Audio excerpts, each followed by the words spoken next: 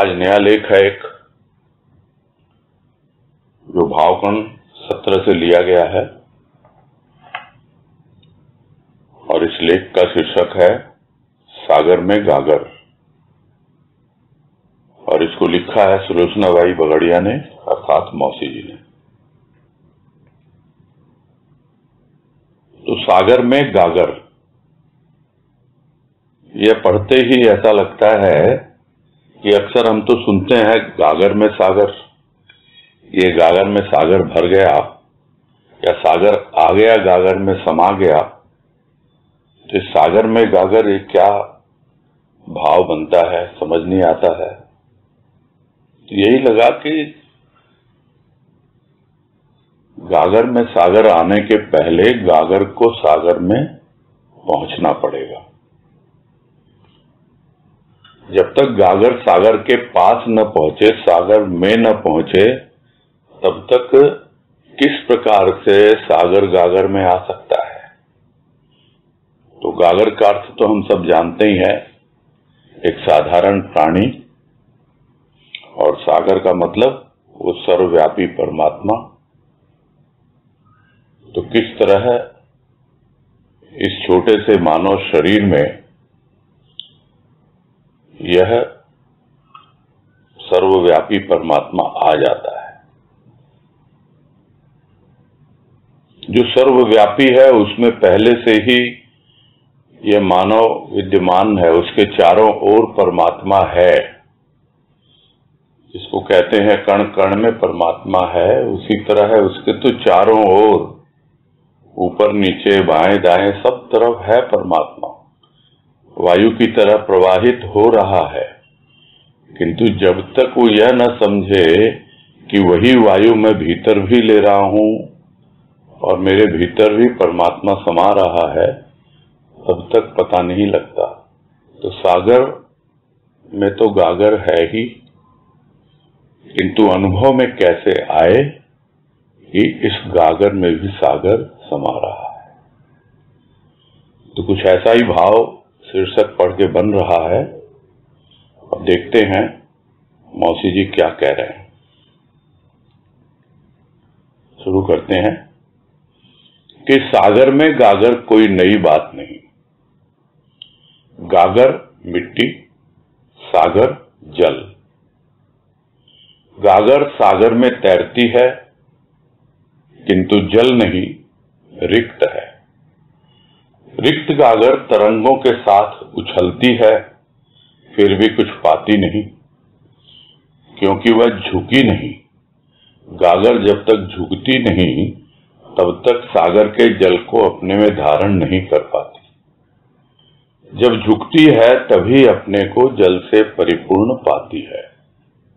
झुककर वह पा जाती है उस जल को जिसके लिए उसने गागर का रूप धारण किया। मिट्टी मिट्टी ही थी, किंतु मिट्टी ने जल को धारण करने के लिए अनेक कष्ट सहे, अग्नि का ताव सहकर पकी, तब वह जल को धारण करने के लायक बनी। लायक बनकर भी झुक न पाई तो रिक्त ही रही। गागर स्वयं झुक नहीं सकती, उसे कोई झुकाता है तभी झुक पाती है। यह झुकना क्या है? शरणागति।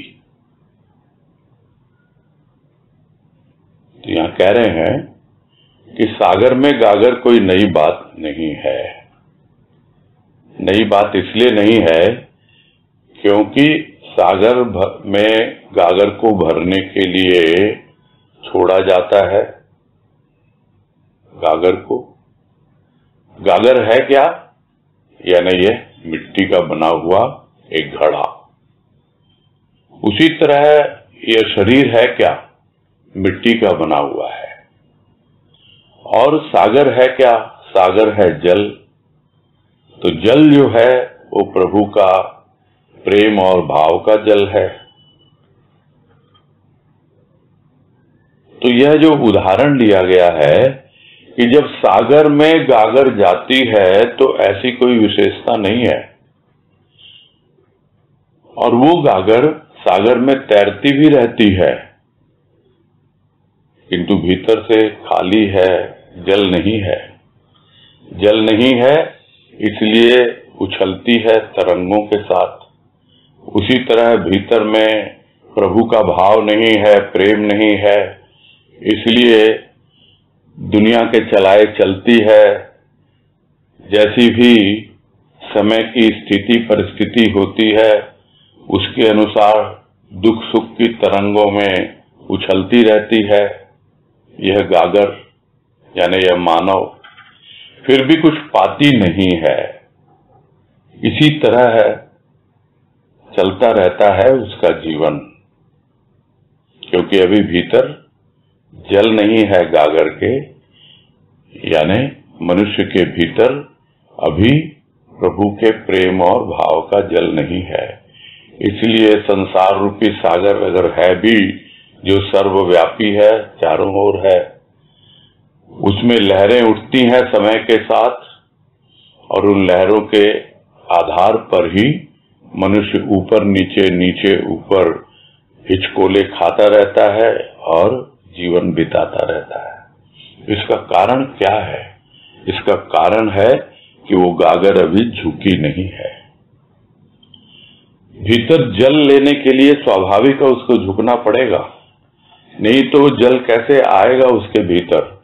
तो गागर जब तक झुकती नहीं है तब तक सागर के जल को अपने में कैसे धारण कर पाएगी? नहीं कर पाती है।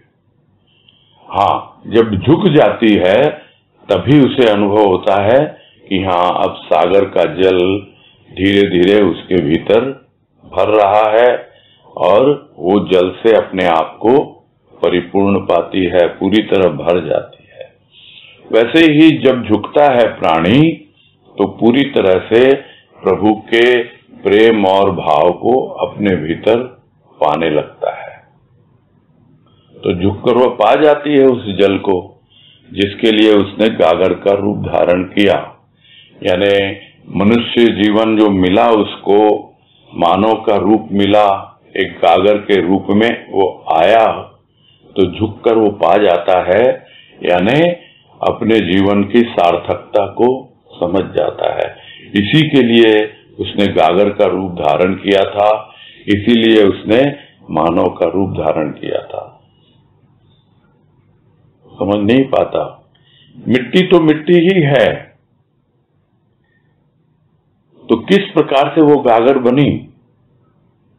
तो मिट्टी ने जल को धारण करने के लिए अनेक कष्ट सहे हैं। यानी वो जल उसके भीतर आ जाए, वो गागर उस सागर को अपने भीतर ले पाए, इसके लिए उसने अनेक कष्ट सहे हैं। न जाने कितने जन्म जन्मांतरों से वो इधर उधर भटकती रही है। वो मिट्टी मिट्टी ही थी, वो तो कभी इसी रूप में कभी उस रूप में, किंतु कभी भी मानव के रूप में नहीं आई वो मिट्टी। और जब मानव के रूप में वो मिट्टी आई है तब उसके बाद भी क्या उसने अग्नि का ताव सहा कि उसकी योग्यता हो कि वो जल को धारण कर पाए? तो गागर अग्नि का ताव सहकर पकी है, तब जाकर वो जल को धारण करने के लायक बनी है। हमारे तो जीवन में थोड़ी सी भी आंच आ जाए, इधर उधर की बातें हो जाए, बस हम समझ ही नहीं पाते कि ये हमको परिपक्व करने के लिए है। ये हमको इसलिए है ताकि हमारे भीतर सहन शक्ति बढ़े, हम इस योग्य बने कि हम प्रभु के प्रेम और भाव का जल अपने भीतर धारण कर पाएं। ताव सहेगा, सब कुछ हुआ, जल को धारण करने के लायक भी बन गया, किंतु उसके बावजूद यदि झुकी नहीं वो गागर तो फिर खाली की खाली ही रही। जल कैसे जाएगा उसके भीतर? तो जल धारण करने के लायक तभी बन पाती है गागर जब वो झुकती है। और यह भी एक बात है, अपने आप कैसे झुकेगी गागर? वो तो ऊपर नीचे उछलती रहती है तरंगों के साथ। वो तो उसके जीवन में कोई आता है सदगुरु बनकर जो उसे झुकना सिखाता है। कि देखो मैं भी इसी तरह झुका था और मैंने भी अपने भीतर अपने प्रभु का प्रेम और भाव, उसका जल धारण किया, उसे भरा। तो तुम भी झुको, तब तुम्हें समझ में आएगा। तो गागर स्वयं झुक नहीं पाती है, उसे कोई झुकाता है तभी झुक पाती है। यानी कोई आता है उसके जीवन में जो उसे झुकना सिखाता है। झुकना सिखाना मतलब किस प्रकार से शरण में आया जाता है। तो झुकना है क्या? झुकने का तात्पर्य हुआ शरणागति। आगे कह रहे हैं, शरणागति उसे गति, शक्ति, प्रेम प्रदान करती है। सजीव भी निर्जीव, निर्जीव भी सजीव है यदि उपयोगिता हो, अन्यथा उपयोगी वस्तु भी निरर्थक प्रतीत होती है। निर्जीव गागर जल की शीतलता प्राप्त करती है और पान करने वाले की भी जलन मिटा शीतलता प्रदान करती है। इसे निर्जीव कहा जाए या सजीव? निर्जीव गागर भी गुण से पूरित है, तो जहां गुण विशेष हो वहां तो वह सजीव ही है। प्रतीत होती है निर्जीव, किंतु निर्जीव होते हुए भी गुण विशेष के कारण लायक है, छोटे बड़े सभी के उपयोगी भी है, सभी के लिए। तो शरणागति क्या करती है उस गागर को? उसे शक्ति देती है, उसको गति देती है आगे बढ़ने के लिए, प्रेम देती है। तो ये सब बातें तो शरणागति शीर्षक जब लेख था उसमें हमने बहुत विस्तार से समझा है कि शरणागति से क्या क्या उपलब्ध होता है। नहीं तो क्या है गागर का जीवन यदि वो किसी के काम ना आए और खुद अपने ही काम ना आए। तो जो सजीव है वो सजीव होते हुए भी निर्जीव बन जाता है। कब? जब वो अपने जीवन की सार्थकता को नहीं समझता। उसी प्रकार जो निर्जीव है वो भी सजीव बन जाता है जब उसकी उपयोगिता उसको समझ में आ जाती है। तो यदि उपयोगी हो तो सजीव भी निर्जीव बन जाता है, यानी बिल्कुल शांत हो जाता है, जड़वत बन जाता है कि हाँ भाई इस तरह भी किसी के काम आया जा सकता है। और वो निर्जीव था किंतु वो सजीव हो जाए और किसी के काम आए, उपयोगी बन जाए, अपना ही जीवन सार्थक कर ले। तो उपयोगी होते हुए भी यदि किसी के काम ना आए, यदि उसका जीवन सार्थक ना हो, अपने लिए भी नहीं और दूसरों के लिए भी नहीं, तो फिर क्या जीवन है वो? सजीव होते हुए भी निर्जीव है और यदि किसी के लिए उपयोगी हो गया तो निर्जीव होते हुए भी सजीव बन जाता है। तो इस प्रकार अपनी सार्थकता जो समझ लेता है कि उसको उपयोग में लाना है, यह मानव जीवन मिला है, यह गागर हूं मैं, मुझे इस गागर को काम में लेना है। यह किस लिए है? झुकने के लिए है, प्रभु की शरण में आने के लिए है। तब जाकर हम इस मानव जीवन को अर्थात गागर को उपयोग में ला पाते हैं, नहीं तो यह भी निरर्थक ही प्रतीत होता है। कहने को तो गागर निर्जीव है, किंतु वो जल की शीतलता प्राप्त करती है। यहाँ प्रदान करती है लिखा है, क्योंकि प्रदान का भाव बाद में आ रहा है, तो यही समझ में आ रहा है कि यहाँ प्रिंटिंग मिस्टेक होगी, प्रदान के बजाय प्राप्त होगा। कि निर्जीव गागर जल की शीतलता प्राप्त करती है, क्योंकि जब तक स्वयं शीतलता प्राप्त न करे जल की, तब तक वो पान करने वाले की जलन कैसे मिटाएगी, कैसे उसको शीतलता प्रदान करेगी। तो इसलिए पहले प्राप्त करना है और फिर प्रदान होता है। तो निर्जीव गागर सर्वप्रथम अपने जब झुकती है, शरणागति में आती है, तो स्वयं उसको शीतलता मिलती है उस जल की। यानी मानव जब झुकता है उस प्रभु के सामने, तो अपने आप ही उसका प्रेम भाव का जल उसके भीतर प्रवेश करता है और उसे शीतलता प्राप्त होती है। और फिर जो भी उस जल को ग्रहण करता है, पीता है, उस गागर के माध्यम से, क्योंकि गागर तो भर गई अब जल से, तो वो दूसरों की जलन भी मिटा सकती है और दूसरों को भी शीतलता प्रदान करती है। तो जब इस तरह का जीवन हो तो क्या उस गागर को निर्जीव कहा जाएगा? तो इसे क्या कहा जाए, निर्जीव या सजीव? मिट्टी का शरीर होते हुए भी यदि इसके भीतर में प्रभु का प्रेम और भाव आ गया और उसने हमारी स्वयं की जलन तो मिटाई ही मिटाई और हमें इस योग्य भी बनाया कि हम दूसरों की भी जलन मिटाएं, उसको शीतलता प्रदान करें, तो था तो ये जीवन बिल्कुल निर्जीव की तरह। अब क्या हुआ, ये क्या ये निर्जीव है या सजीव है? तो वही अवस्था है कि निर्जीव होते हुए भी गागर के भीतर वो गुण हैं, और जब वो गुण प्रकट हो जाते हैं, सामने आ जाते हैं, अनुभव में आ जाते हैं, तब जाकर के पता लगता है कि सजीवता क्या होती है। नहीं तो गुण दबे हुए हैं, छिपे हुए हैं और पूरी तरह से निर्जीव एक जड़वत जीवन व्यतीत करता है मानव। तो जहां गुण विशेष हैं तो वहां तो सजीव ही कहलाएगा वो।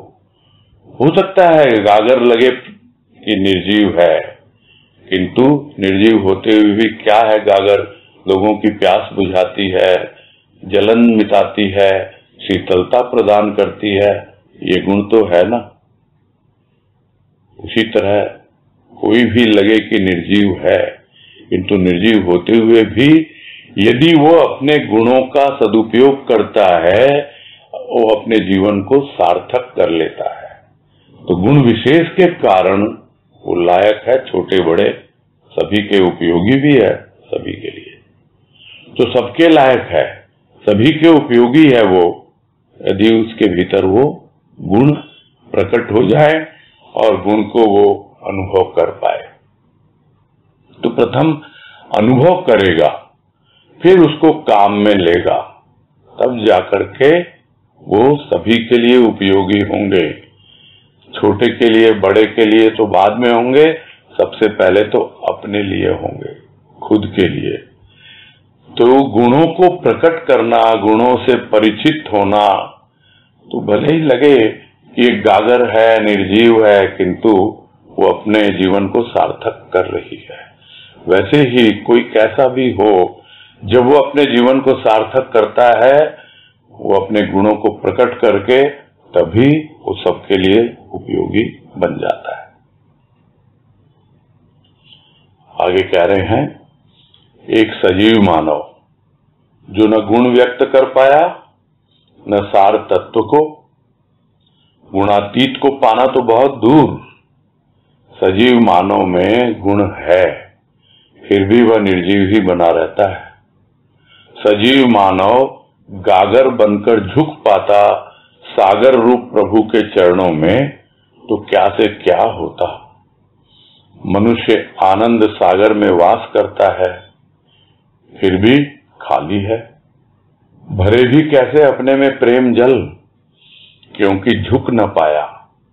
उसे भी कोई झुकाता है तभी झुक पाता है। तो गागर का उदाहरण लेकर जो बात शुरू से चल रही है, मानव के ऊपर आ रही है कि मानव को अगर कोई निर्जीव कहे तो कोई स्वीकार करेगा नहीं। एक गागर है, उसको निर्जीव माना जा सकता है, किंतु जब वो गागर भी अपना गुण प्रकट कर लेती है, लोगों के काम आती है, उपयोगी बन जाती है, तो इसका मतलब उसने अपना जीवन सार्थक किया है, अपने गुणों को व्यक्त किया है। किंतु यह मानव कैसा है, जो कहलाता तो सजीव है, किंतु फिर भी अपने भीतर छिपे हुए गुणों को प्रकट नहीं कर पाया भीतर, और न ही उनको व्यक्त कर पाया, न ही अपने भीतर जो सार तत्व है उसको पकड़ पाया, उसको समझ पाया। और रहा गुणातीत, तो गुणातीत को पाना तो बहुत दूर है। बहुत दूर का मतलब बहुत कठिन है। क्या क्या गुण है, किसमें क्या गुण है?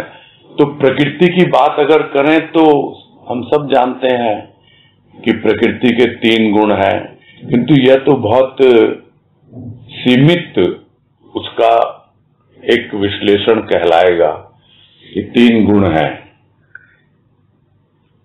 एक गुण के भी न जाने कितने रूप होते हैं, तमोगुण के भी न जाने कितने रूप होते हैं, सतोगुण के भी न जाने कितने रूप होते हैं। और कोई सतोगुणी है तो इसका मतलब यह नहीं है कि उसमें इसी प्रकार के गुण होंगे। सब तरह के गुण होते हैं, किसी में किसी गुण की प्रधानता होती है।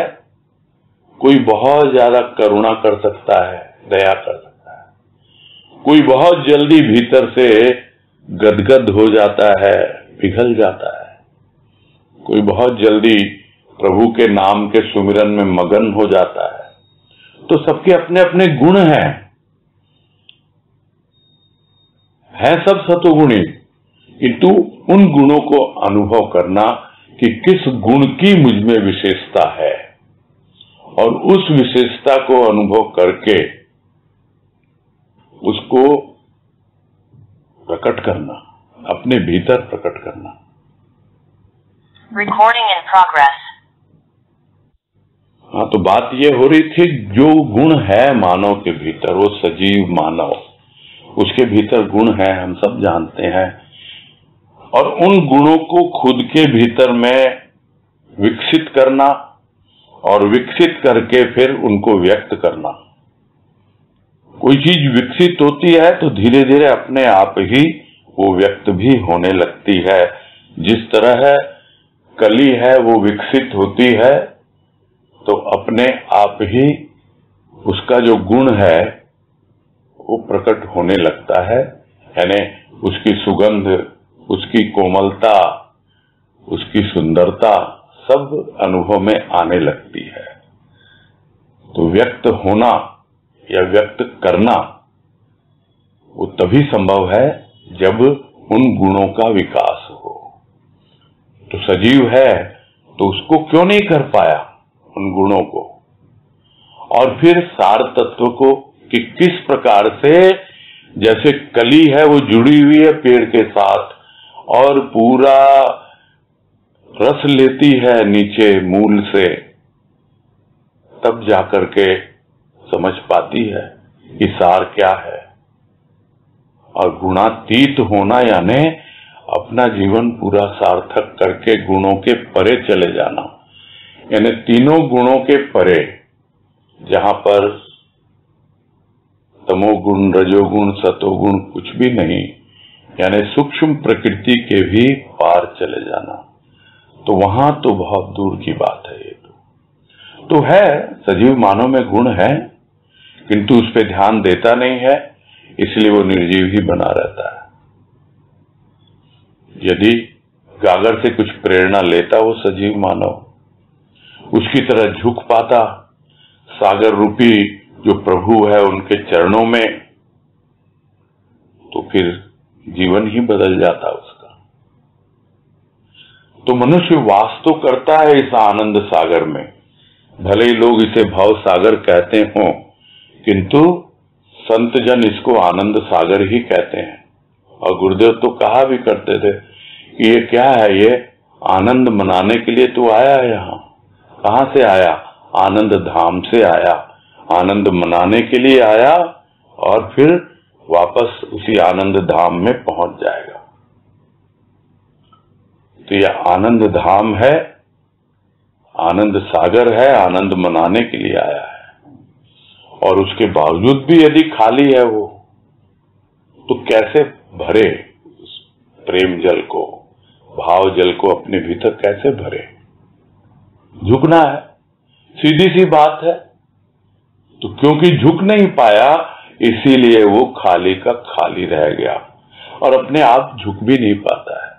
कोई झुकाता है उसे, यहां झुकाता है तो ये मतलब नहीं कि वो गर्दन पकड़ के झुका देता है, ऐसा नहीं है। ये तो बहुत बड़ी विशेषता है कि वो किसी भी प्रकार से बल प्रयोग नहीं करता, जोर जबरदस्ती नहीं करता। कोई अगर उससे पुकार करता है, गुहार लगाता है कि भाई मैं झुकना तो चाहता हूं किंतु झुक नहीं पाता हूं, यह इतने जन्म जन्मांतरों के संस्कारों के कारण, इस दुनिया के व्यवहार के कारण मेरी गर्दन इतनी अकड़ गई है कि मैं झुक नहीं पाता हूं। तब वो झुकाता है। उसके सामने पुकार करें, मैं खुद झुक नहीं पाता, इतनी स्टिफ हो गई है मेरी नेक कि झुकती नहीं है। ये एक बीमारी लग जाती है और इसी का नाम अहंकार है कि गर्दन एकदम स्टिफ हो जाती है, कठोर हो जाती है, उसकी फ्लेक्सिबिलिटी खत्म हो जाती है। तब जाके कोई उसको झुकना सिखाता है और झुकाता है, तभी प्राणी झुक पाता है।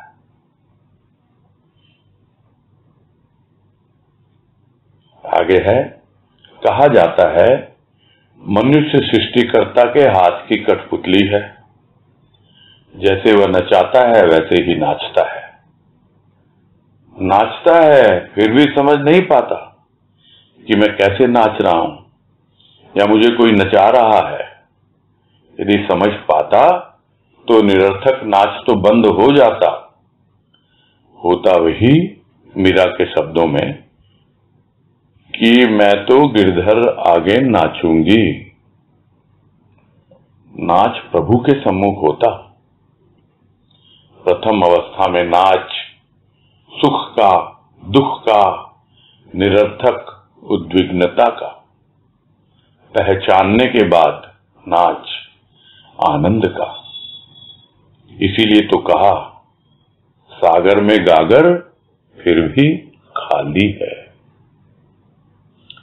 तो कहा जाता है, सभी कहते हैं कि भाई सब तो उस भगवान के हाथ की कठपुतली हैं, वही तो सबको नाच नचाता है।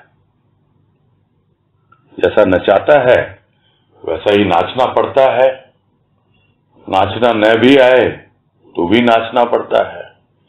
और जिसको थोड़ा बहुत नाचना आ भी गया तो भी क्या, वो अपने प्रभु के सामने नाचता है।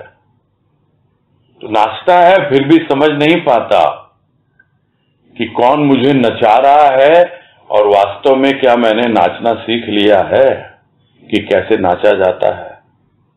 नहीं समझ पाता है कि कैसे मैं नाच रहा हूं या कोई मुझे नचा रहा है, किसके इशारे पर या किसके साथ मेरा वो धागा जुड़ा हुआ है जो उस धागे की सहायता से मुझे नचा रहा है धागा उससे जुड़ा हुआ है, फिर भी वो दिखलाई नहीं देता। कौन नचा रहा है वो? अगर समझ पाता तो कम से कम वो रुकता और उसे कहता, भाई बहुत नाच लिया मैं। जो गुरुदेव ने कहा बाबा बलदेव वाणी में कि एक चतुर भक्त भगवान से कहता है, बहुत नाच लिया मैं तुम्हारे इशारे पर जन्म जन्मांतर से। यदि इतने जन्मों के नाच ने तुम्हें प्रसन्न किया हो तो फिर अब और क्यों नचा रहे हो? नाचने की क्या जरूरत? और यदि प्रसन्न न किया हो तो भी नाचने की क्या जरूरत? यानी दोनों ही अवस्थाओं में वो यही प्रभु से प्रार्थना करता है कि भाई इस नाच को बंद किया जाए। तो वो तो प्रभु के आगे नाच रहा है, और ये कैसे नाच रहा है इसको तो मालूम ही नहीं है। समझ पाता तो कम से कम एक बार को तो शांत होकर वो जो दुनिया के इशारे पे नाच रहा है वो नाच तो रोकता थोड़ी देर, ताकि वो समझ पाता और मीरा के शब्दों से प्रेरणा ले पाता कि भाई मुझे अगर नाचना है तो मैं तो बस प्रभु के सामने ही नाचूंगा या नाचूंगी। जो मीरा कहती है मैं तो गिरधर आगे नाचूंगी। कोई बोल दे कहीं रास्ते में खड़े होके नाचो, नहीं, मैं तो बस अपने प्रभु के सामने ही नाचती हूं। उसी प्रकार उसी के इशारे पे चलती हूं मैं तो, उसी के सामने उसको ही प्रसन्न करने के लिए, उसी को रिझाने के लिए, और उसी के द्वारा जैसा वो मुझे नचाता है मैं नाचती रहती। तो शुरू में क्या अवस्था होती है? शुरू की अवस्था तो होती है जहां पर नाच होता है दुनिया के इशारे पे, नाच होता है अपने भीतर के विचारों के अनुसार से। कभी सुख की अनुभूति होती है तो नाच का रूप बदलता है, कभी दुख की होती है तो अलग रूप का नाच होता है, और कभी बेकार का कोई एक्साइटमेंट होता है, उत्तेजना होती है, उद्विग्नता होती है, उसमें भी नाचने लगता है और समझता है कि मैं तो एंजॉय कर रहा हूं, आनंद उठा रहा हूं। वो आनंद नहीं है,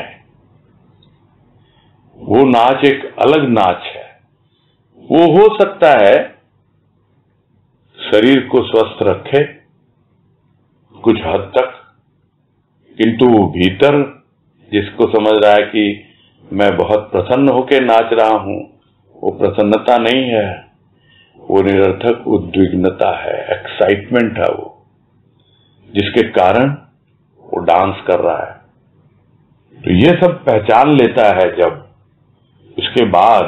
उसके बाद जब उसकी शरण में आया तब मालूम पड़ता है कि वास्तविक नाच तो आनंद का होता है।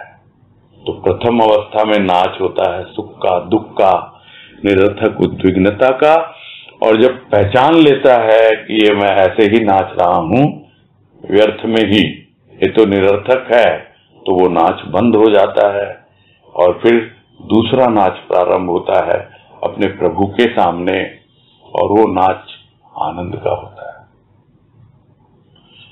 तो वो जब तक अवस्था नहीं बनती तब तक तो यही न कहा जाएगा कि सागर में गागर है, किंतु फिर भी अभी भी खाली है, अभी भी उसके भीतर उसका प्रेम और भाव का जल नहीं आया, इसलिए वो आनंद की अनुभूति नहीं कर पा रहा।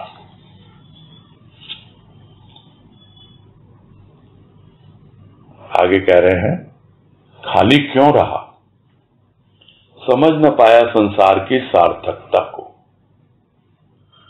जब कोई महान व्यक्ति सार असार का तथ्य समझाता है और झुकाता है जीवन रूपी गागर को, तो मानव के अंदर भरे विकार छलक पड़ते हैं जो अब तक हृदय में आसन लगाकर स्थित थे। विकार बाहर निकले तभी आनंद समुद्र से प्रेमी रूपी जल भर पाता है, प्रेम रूपी जल भर पाता है। अब गागर में सागर समा गया, सागर में गागर क्या समा पाता है? सागर अथाह है, अपार है, गागर एक छोटा सा रूप, इसमें सागर कैसे समा सकता है? यही तो आनंद की बात है कि गागर में सागर समा जाता। अनंत का कोई अंत नहीं। गागर, छोटी सी गागर जब जल से परिपूर्ण हो जाती तो गागर तो सार्थक हुई। सागर चाहे कितना ही विशाल क्यों ना हो, किंतु गागर तो भरने के बाद अपने रूप में पूर्ण है। सागर का जल सिमटकर चला आता है गागर में, गागर को पूर्णता प्रदान करने के लिए। यह प्रेम है कि जल स्वतंत्र और मुक्त होते हुए भी गागर के लिए सिमटकर गागर में समा जाता।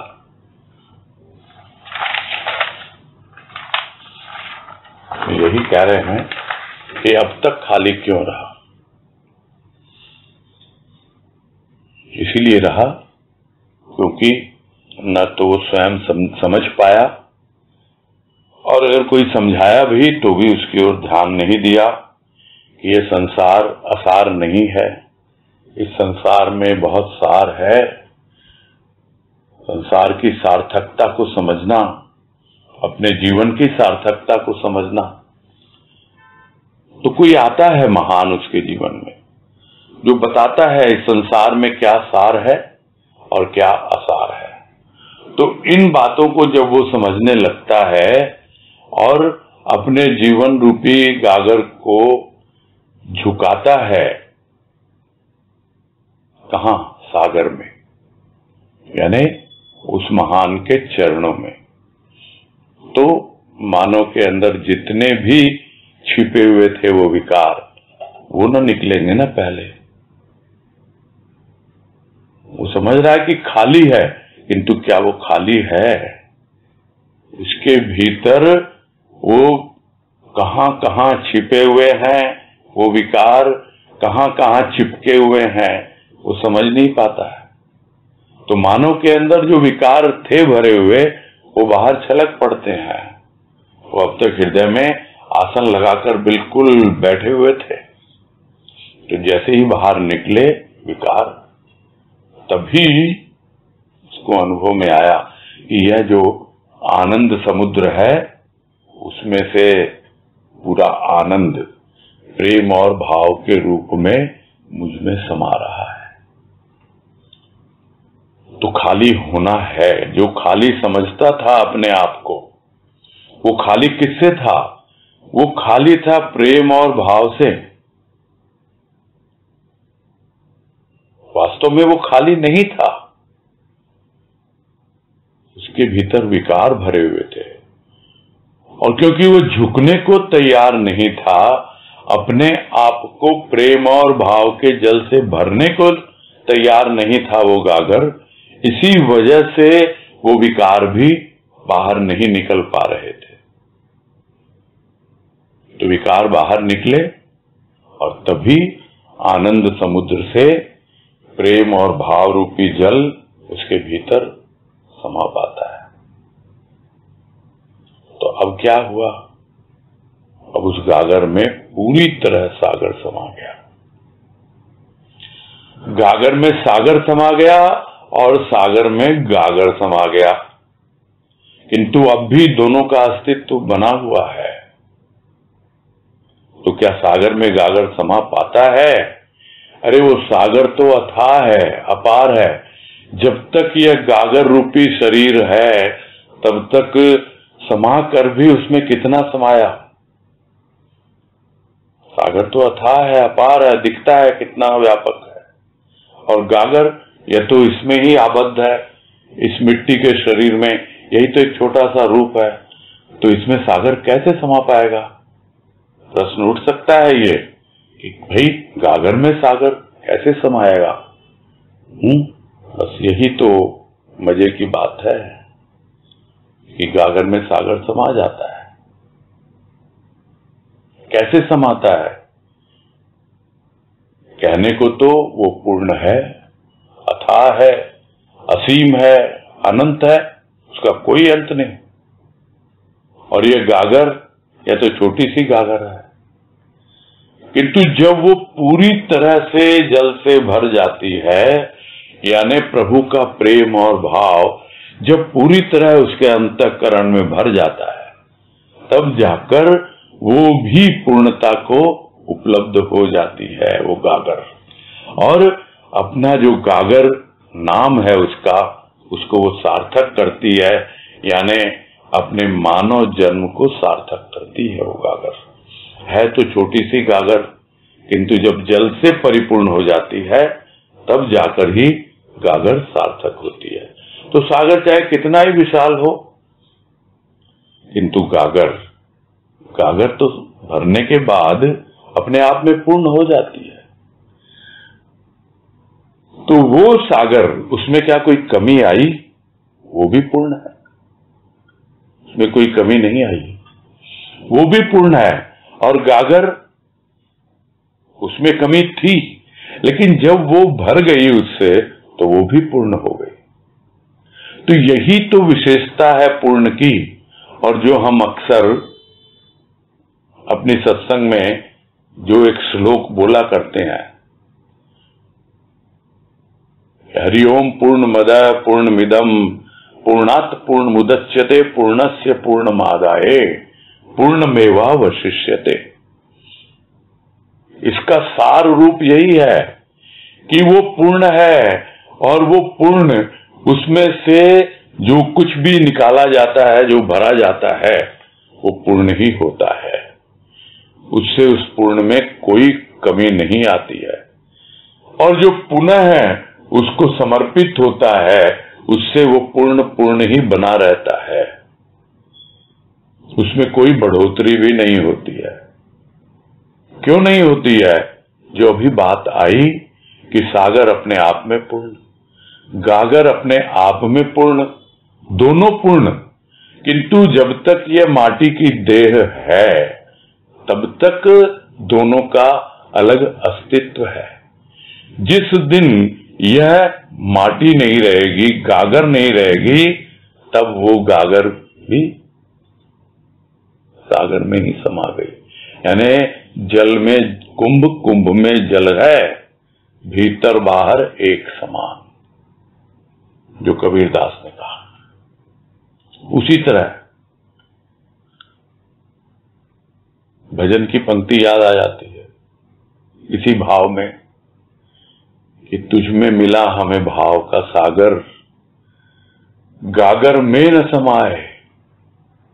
गागर टूटी सागर बन गई, ये भी दिया समझाए। भेद बता के तूने खुद में मिला लिया, क्या है जो तूने ना दिया। तेरी कृपा से क्या क्या पाया। पूछे जो कोई हमसे, तूने हमें क्या दिया, मैं तो कहूं उनसे, क्या है जो तूने ना दिया। बहुत कुछ दिया है देने वाले ने। देह है, गागर है, सागर है, दोनों एक दूसरे में समाये हुए हैं। तो जिस तरह सागर अपने आप में पूर्ण है, वैसे गागर भी अपने आप में पूर्ण है। और वो सागर का जल सिमट कर आ जाता है गागर में, उस गागर को उस पूर्णता का बोध देने के लिए कि मैं भी पूर्ण, तू भी पूर्ण। यह तो प्रेम है उसका। वो प्रेम अपने आप में स्वतंत्र है, मुक्त है, विराट है, असीम है, अनंत है, किंतु इस छोटी सी गागर में सिमट कर आ जाता है और इस गागर में उसी पूर्णता का बोध दे जाता है। यही है उस पूर्ण की पूर्णता, उस पूर्ण की महानता, यही उसकी क्या कहा जाए, ऐसी कृपा जिसको पाकर भक्त आनंद से भर जाता है। आगे कह रहे हैं, सागर एक है, गागर अनेक है, अनगिनत है। एक कण मात्र कृपा कटाक्ष पाने से ही मानो तो पूरित हो जाता, यानी अपूर्ण से पूर्ण हो जाता। अनंत की शक्ति अनंत है, प्रेम भी अनंत है। अनंत की अंश मात्र प्राप्ति ही गागर की पूर्णता है। तो गागर एक, गागर अनेक, किंतु सागर एक। तो गागर एक पहले क्यों कहा गया? वो इसलिए कहा गया क्योंकि हर कोई अपने आप को सबसे पहले गागर रूप में अनुभव करे और फिर उस सागर को भी एक के रूप में अनुभव करे। अनेक की बात तो सागर के लिए है, सागर के सामने अनेक गागर है, किंतु गागर के सामने तो एक वो है और एक सागर है। तो गागर कहने को अनगिनत है, किंतु सागर के लिए एक एक गागर महत्वपूर्ण है और प्रत्येक गागर उसकी कृपा पाने के लिए लालायित है। तो बस एक कृपा दृष्टि पड़ जाए तो पूरी तरह से उसके प्रेम भाव से भर जाए, यानी जो भी अपूर्णता जीवन में है वो पूरी हो जाए। ये तो खुद की सोच है, कमी है, क्या कहा जाए। जो गुरुदेव एक वाणी में कहते हैं कि पूर्ण अपूर्ण क्यों बन बैठा,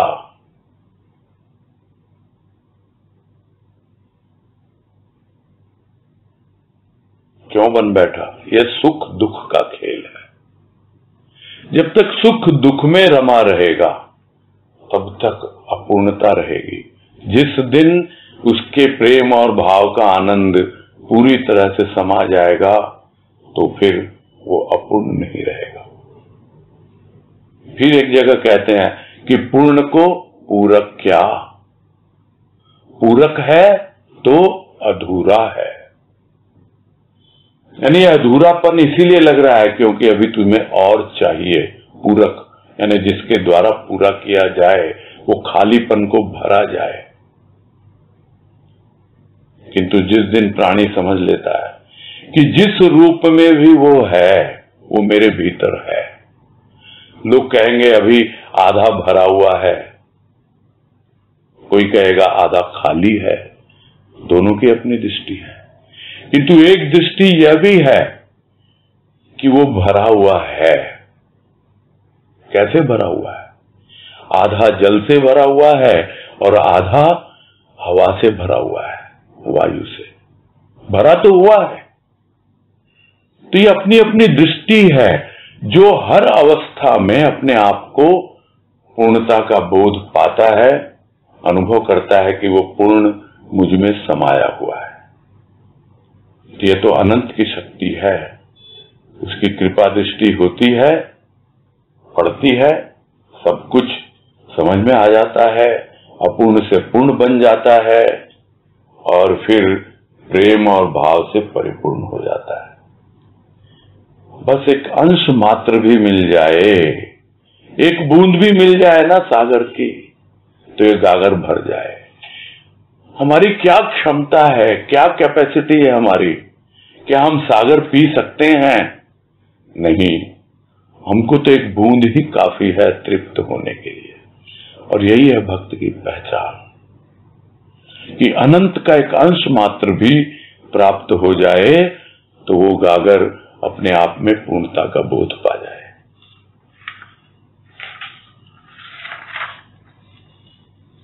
आगे है, अमृत की एक भी बूंद पीकर मानव अमर हो जाता है। अमृत क्या है? प्रेम। अमृत की उपमा किसी मीठे जल से की जाए या मधुरता भरे व्यंजन से, न जल से न व्यंजन से मानव के अंदर सत्य रूप आत्मा अमर है और अमर आत्मा का रस ही अमृत है। एक बूंद अमृत की, वो रस जो है आत्मा से रिस रहा है, टप टप करके रिस रहा है, किंतु हम तक पहुंचने के पहले वो रस या तो सूख जाता है या उसका रूपांतर हो जाता है और हम सीधे सीधे उस अमृत की एक बूंद को चख नहीं पाते हैं। तो उसके लिए क्या करना होगा? हमें पहुंचना होगा उस आत्मा तक जो अजर है, अमर है, जो सत्य स्वरूप है। तो उस आत्मा की एक बूंद भी यदि पी ले मानव तो अमृत हो जाएगा, अमर हो जाएगा। तो वो प्रेम शुद्ध रूप में जो आ रहा है आत्मा से, वो आत्मा हमको कितनी प्यार करती है हम जानते नहीं है। हर समय वो हमारा पोषण करती रहती है, भीतर से बाहर से अपनी ओर खींचती रहती है कि तू कहां उलझा हुआ है, ये मन में, बुद्धि में, अहंकार में। अरे मैं प्रतीक्षा कर रही हूं तेरी, तुम तक पहुंचाती हूं एक एक बूंद, फिर भी तू पी नहीं पाता, उसको आत्मसात नहीं कर पाता। तो किससे उपमा जी जाए उस अमृत की, उस मीठे जल से? क्या मीठा है वो जो अभी तक हमने शरबत घोल के पिया है? क्या वो स्वादिष्ट व्यंजन है कोई जो हमने अपनी जिह्वा के स्वाद के लिए खाया है? यह कोई जिह्वा के लिए नहीं, यह कोई प्यासे के लिए तृप्ति नहीं है। यह तो एक ऐसी बूंद है जो अपने भीतर में अनुभव में आ जाए और सीधा सीधा उसका स्वाद मिल जाए तो अमर हो जाता है मानव। तो क्या मानव अमर है? उसको समझा रहे हैं आगे कि आत्मा तो अमर है किंतु मानव अमर नहीं। जब तक कि मानव रस नहीं पीता प्रेम जल का, आत्मा हाड़ मांस के ढांचे में रहती हुई भी निर्लिप्त है और मानव लिप्त है विषय विकारों में। यही विमुखता है। मानव ने संसार में आकर विषय विकारों को चुना, आत्म तत्व के रस को पाने का कभी प्रयास न किया। तिलों में भी तेल है तो क्या मानव में कुछ नहीं है? किंतु प्रयास नहीं किया प्राप्ति का। इसीलिए तो कहा आनंद रूपी समुद्र में वास करके भी खाली ही रहा। तो आत्मा तो अमर है, मानव अमर नहीं है। तो मानव है कौन? क्या मानव एक शरीर का नाम है? तो शरीर को ही मानव कहा जाता है कि मानव शरीर धारण किया, तो शरीर तो अमर नहीं है। किंतु जब रस पीता है तो क्या वो शरीर अमर होता है? नहीं, वो प्रेम अमर होता है, क्योंकि प्रेम ही अमृत है। वही आत्मा से झरता है, रिश्ता है। और जितने भी रिश्ते हम बनाते हैं लोगों के साथ, और उन रिश्तों में प्रेम तो होता ही होता है। हम रिश्ता नहीं बनाते तो अपनी आत्मा के साथ नहीं बनाते रिश्ता। तो प्रेम रिश्ते हुए भी हम उस रिश्ते में प्रेम का अनुभव नहीं कर पाते। तो आत्मा है कहां? हाड़ मांस के ढांचे के भीतर है एकदम। वो निर्लिप्त है, वो ज्यादा डिस्टर्ब नहीं करती है, वो अपना काम करती रहती है, या जो नहीं करना है वो भी करती रहती है, या शांत होके बैठी है। उसने सबको अपने अपने काम दे रखे हैं, सब कर रहे हैं। किंतु मनुष्य कहां है? वो तो अभी भी लिप्त है विषय विकारों में। भाई तुम भी निर्लिप्त हो जाओ आत्मा की तरह। जहां कहीं भी लिप्त है, जहां कहीं बंधन में है, वहां से मुक्त हो, बाहर निकलो। तो विषय विकारों में लिप्त रहता है, इसीलिए आत्मा से विमुख रहता है। तो उसको ही चुना संसार में आकर। क्या कभी आत्म तत्व के रस को पाने का प्रयास किया? क्या उसके लिए कभी प्रयास किया, पुरुषार्थ किया? क्या कुछ सोचा उसके बारे में कि आत्म तत्व में भी एक रस होता है? क्योंकि उस रस से अभी परिचित नहीं है। जो गुरुदेव ने एक प्रवचन में समझाया कि ज्ञान में भी रस है, किंतु अभी आप उस रस से अवगत नहीं है, इसीलिए आप समझ नहीं पाते हैं। उस रस को समझ नहीं पाते, इसलिए उसकी ओर रुझान नहीं है, प्रयास भी नहीं है। तो तिलों में तो तेल है, सबको पता है। क्या बालू में भी तेल होता है? तिलों में से तेल निकालने की अलग प्रक्रिया है। और बालू में से तेल निकालने की अलग प्रक्रिया है। बालू में से तेल निकलता है जब उसको खोदा जाता है। जो हम देखते हैं रेगिस्तान में, जो मिडिल ईस्ट कंट्रीज है, सब बालू ही बालू है, किंतु जब खोदा जाता है गहराई में तो उसमें से तेल निकलता है। विधि मालूम होनी चाहिए, तरीका मालूम होना चाहिए, खोदना आना चाहिए, खोजना आना चाहिए, तो मानव को ये समझ में आना चाहिए। तो प्रयास किया नहीं कभी उसकी प्राप्ति का, तो आनंद रूपी समुद्र में रहते हुए भी या आत्मा सब कुछ देना चाहता है, फिर भी खाली का खाली रहा, क्योंकि शुद्ध आनंद वो तो आत्मानंद ही है। तो ये आनंद रूपी समुद्र भीतर लहलहा रहा है और होते हुए भी प्राणी जो है खाली का खाली है। ये तो भीतर की बात, और बाहर तो है ही, जो शुरू में ही बात आई कि बाहर है सर्वव्यापी, वायु के रूप में प्रवाहित हो रहा है। हम श्वास लेते हैं, छोड़ते हैं, फिर भी हम समझ नहीं पाते हैं कि मेरे भीतर भी वही है, मेरे बाहर भी वही है, और हम खाली के खाली ही बने रहते हैं। बस यही पूरा करते हैं।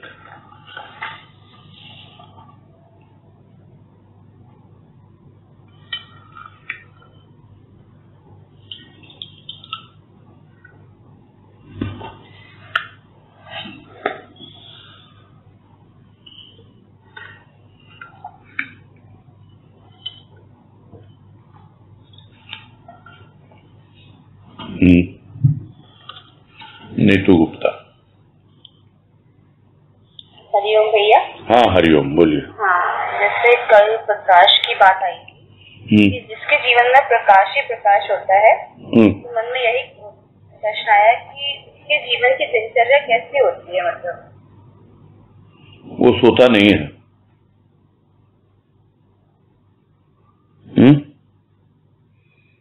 उसकी दिनचर्या यही होती है कि वो सोता नहीं है, हमेशा जागता रहता है। सोने के लिए अंधेरा चाहिए ना। उसका जीवन बड़ा विचित्र होता है, बोलना कठिन है कैसा जीवन होता है। लोगों की अवस्था क्या है, उनको तो अंधेरे में जीने की आदत हो गई है। उसी तरह जो प्रकाश में जीने की जिसको आदत हो जाती है, तो फिर अंधेरा आता ही नहीं उसके जीवन में। यही उसका जीवन होता है।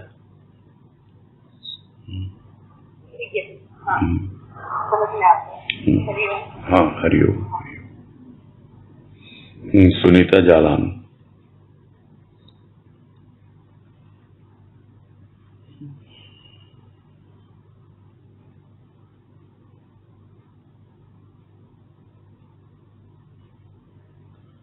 हरिओम। हाँ बोलो। हाँ प्रणाम भैया। हाँ नमस्कार, बोलो। जैसे कोई भी बात, जैसे अभी सत्संग सुन रहे हैं, सुनते सुनते यदि कोई प्रश्न मन में आता है, का थोड़ा सी चिंतन मनन करने से यदि हमको थोड़ा सेटिस्फेक्शन जैसा जवाब अंदर से आ जाता है, तो ये भी उसकी बहुत बड़ी कृपा है, या फिर उसको समझ लेना चाहिए। ये बहुत बड़ी कृपा मैं कहूंगा, लेकिन उसको आप अपने लेवल पे, यानी अपने ढंग से उसको कंफर्म कीजिए, और यही आपकी पूंजी बन जाती है। फिर वही आपका अनुभव बन जाता है। आप आज ही जैसे आप ये सागर और सागर की आपने बात समझाई, उससे पहले ऐसे लग रहा था कि बात तो मतलब सुनते सुनते समझ में आ गया कि मनुष्य शरीर सागर है, अब इसमें परमात्मा रूपी प्यार, अमृत भाव का ये सागर का रूप है, ये कैसे समाया जा सकता है। लेकिन धीरे धीरे सुनते सुनते समझ में आने लग गई ये बात। तो ऐसे लगा कि और क्या समझाएंगे इसमें मौसमी की, और क्या समझाएंगे, समझ में आ। लेकिन फिर इसमें एक बात आई कि यदि बात आई कि मेरे को मतलब ध्यान नहीं आ रही, तो उससे फिर मेरे को हाथों हाथ एक होता है ना ऐसे आगे से समझ आ गई थी। उसके बाद लगा कि बस और क्या समझ में आएगा, लेकिन तुरंत ही कोई ऐसी एक बात आ गई थी, समझाते समझाते तब लगा नहीं अपने को जितना समझ में उतना नहीं, उसके बहुत अंदर और भी अंदर ये प्रश्न ऐसे आया था। नहीं ठीक है। देखो अभी जब हम एक लेख के ऊपर बात कर रहे हैं, उस पर चर्चा कर रहे हैं, और भी कई तरह की बातें आ रही हैं जो लेख से संबंधित होती हैं, उसके भाव से संबंधित होती हैं, वो बीच बीच में सुनते ही हैं आप, बहुत तरह की बातें आती रहती हैं। उसमें खुद जो बोलने वाला है उसका अनुभव भी जुड़ जाता है जो उसी से मिलता जुलता होता है। तो इस तरह बहुत तरह की बातें होती हैं, और हम जब उस पर मनन चिंतन करेंगे ना तो अवश्य ही हमारे भीतर प्रश्न भी उठेंगे, और जो भीतर जो बैठा हुआ है वो उसका उत्तर भी देता है, और वो हमारे अनुभवों को और बढ़ाता है। मेरा कहने का यही मतलब है ना? ठीक है। हाँ माला पोद्दार बोलिए। हाँ भैया जी, हरिओम। हाँ हरिओम बोलिए। भैया जी, ये विषय विकारों के बारे में थोड़ा सा और समझना था, और ये तिलों में तेल है इसका भी थोड़ा। तिलों में तेल तो है ना, तेल, तिल्ली का तेल हम लोग व्यवहार नहीं लेते हैं क्या? तिल का तेल हाँ वो है, बस ये है, ऊपर से तो दिखता नहीं है ना कि उसके भीतर तेल हो सकता है। वैसे ही है, मनुष्य के ऊपर से तो दिखता नहीं है कुछ, लेकिन है। विषय विकार जो है बहुत ब्रॉड टॉपिक है, और उस पर तो बहुत बार चर्चा हो चुकी है। अब मुझे ऐसा लगता है आप थोड़ा नया जुड़े हो सत्संग से, इसलिए उनसे चर्चा करो आप, है ना, जिनसे जो पुराने सत्संग में लगे हुए उनसे कीजिए बात, है ना। आप अंजू लाट के रिलेशन में हो ना, बताया था आपने, है ना? हाँ, तो उनसे बात करिए आप, वो समझा देंगी आपको अच्छी तरह से कि विषय विकार क्या होते हैं। हाँ ठीक है। हाँ हरिओम हरिओम हरिओम। पूरा करते हैं आप। हरिओम दया जी। हाँ हरिओम हरिओम हरिओम, सबको हरिओम। सबको हरिओम हरिओम हरिओम हरिओम हरिओम हरिओम हरिओम।